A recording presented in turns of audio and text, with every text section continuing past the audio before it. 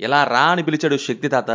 సరే చూద్దామని థియేటర్కి వెళ్తే దొరికావురా నువ్వు బలైపోయావని చెప్పి శక్తి అంటే ఏంటో చూపిస్తాను నన్ను బలి చేశాడు. మేము వెళ్ళిపోతాం. ఇట్టాడిదేదో అవుద్దని అన్నిసార్లు అడిగారు, ఎక్కడికి వెళ్తున్నావు అని. మీకు అసలు ఏం రైట్స్ ఉన్నాయండి మమ్మల్ని ఇడికి తీసుకొచ్చి చంపడానికి? మొన్న కమల్ హాసన్ గారేమో ఇండియన్ టు తాత అంటూ తేరుకోలేని టార్చర్ ఇచ్చారు. మణిరత్నం గారేమో పొన్నియన్ సెల్వన్ ప్లే స్టేషన్తో పడుకోబెట్టేశారు థియేటర్లో. ఇక ఇప్పుడు ఇద్దరు కలిసి తగ్ లైఫ్తో దింపిన చోటే రాడ్ దింపి దింపి తాట తీశారు. పిచ్చ బోరు కొట్టింది, అస్సలు నచ్చలేదు నాకైతే. టెక్నికల్గా సాలిడ్, అందులో ఎలాంటి డౌట్ లేదు. బట్ కంటెంటే రాడ్ రంబోలా. టెక్నికల్ వర్క్ పరంగా ఈ 2025లోదే. But story, writing and execution మాత్రం 1990s దగ్గరే ఉండిపోయింది. అప్పుడు వచ్చినా కానీ ఈ ఫిలిం ఏ మాత్రం దాకని సిచ్యువేషన్లో ఉంది. ఇంకా చెప్పాలంటే ఫస్ట్ హాఫ్ సోది ఎక్కువ, లాగే ఎక్కువ. సెకండ్ హాఫ్ తాత వచ్చాడే రాడ్ నింపిపోయాడే, ఇండియన్ టు తాత రిటర్న్స్ అయ్యాక nothing new, nothing interesting, just old wine in a broken bottle. ఇంకేముంటది? లేదు. మణిరత్నం గారు లోకేష్ గారిలా ఏదో తీద్దామని ఫోర్స్గా తీసిన సినిమాలో ఉంది. ఫస్ట్ థింగ్, క్యారెక్టర్స్ కనెక్షన్ కంప్లీట్గా మిస్ అయింది.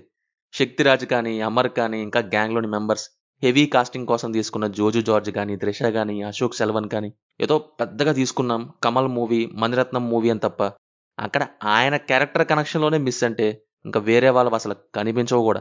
ఏదో గెస్టుల్లో వచ్చి అలా వెళ్ళిపోతూ ఉంటారు, హాయ్ హలో అన్నట్టు. సారీ ల్యాగ్ కాదు, ల్యాగ్ మ్యాక్స్ ప్రో ఉంది అన్ని చోట్ల ఎక్సెప్ట్ యాక్షన్ సీన్స్. అసలు దీంట్లో ఏం కనిపించిందో ఏం వినిపించిందో మరి మణిరత్నం గారికి అండ్ కమల్ గారికి. శక్తిరాజ్ అంటారు, అమర్ అంటారు, త్రిషాతో అఫైర్ అని చెప్పి రొమాన్స్ అంటారు, మళ్ళీ అభిరమితో ఆప్యాయత అంటారు. ఇవన్నీ వద్దు, ఒక పిల్లబచ్చ రౌడీ ఎంట్రీ అంటారు. మళ్ళీ వద్దు, వీళ్ళ మధ్య ఫైట్ అంటారు. మళ్ళీ నా అఫైర్ అంటారు, నా వైఫ్ అంటారు. మళ్ళీ ఇవన్నీ వద్దు, మళ్ళీ రౌడీ అంటారు. స్టార్టింగ్లో అన్నా చెల్లి అన్నా కదా, సారీ మర్చిపోయాను, ఇప్పుడు తెచ్చేద్దామని రెహమాన్ గారిని కూర్చోబెట్టి మీరు కొడుతూ ఉండండి, ఏటో ఒకటి పోతూ ఉంటుంది అన్నట్టు. ఆ రైటింగ్ దెబ్బ కొసేపు థియేటర్లో బయర్లు గమ్మే. ప్రతి ఆర్టిస్ట్తో నువ్వు ఇలా రా, నువ్వు ఇలా వచ్చి ఇలా చేయి, నువ్వు ఇలా చేయి, ప్రతిదీ ఇలా ఉంటుంది కానీ ఏ స్పాట్లోనూ ఇన్వాల్వ్ అవ్వనివ్వదు. జరిగే ప్రతిదీ ఫోర్స్ అన్నట్టుగా అనమాట. ఇది ఎలా అయిపోద్దంటే ఇది ఇలా జరిగితేనే నెక్స్ట్ అక్కడికి వెళ్ళగలను లాగా ఉంటాయి అన్నీ కూడా. అంతేగాని ప్రొసీడింగ్స్ ఏవి న్యాచురల్గా అనిపించవు. ఇంకోటి ఏంటంటే మణిరత్నం గారు, శంకర్ గారు రిటైర్మెంట్ ఇచ్చేయండి అండి. వాళ్ళ పాత మూవీస్తో వాళ్ళ గ్రేట్నెస్ చెప్పుకోవచ్చు. బట్ వీళ్ళు ఇప్పుడు తీసే ఈ వరస్ట్ మూవీస్ వల్ల వాళ్ళ కెరీర్లో వరస్ట్ మూవీస్ ఉన్నాయనే దానికి వెళ్తుంది బండి.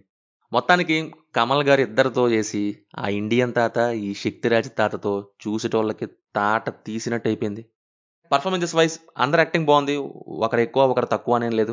ఇక టెక్నికల్గా వస్తే ఇదే ఇందులోని ఏకైక పాజిటివ్ థింగ్. డిఓపి, యాక్షన్, అక్కడక్కడ బీజిఎం, క్లైమాక్స్ సాంగ్ ఇవి చాలా బాగున్నాయి. ఫైనల్లీ అప్పుడు ఇండియన్ టు తాతకి, ఇప్పుడు శక్తిరాజ్ తాతకి దొరికి బుక్ అయిపోయాను. మీరు జాగ్రత్త, తాతకు దొరికారు, అయిపోయారే.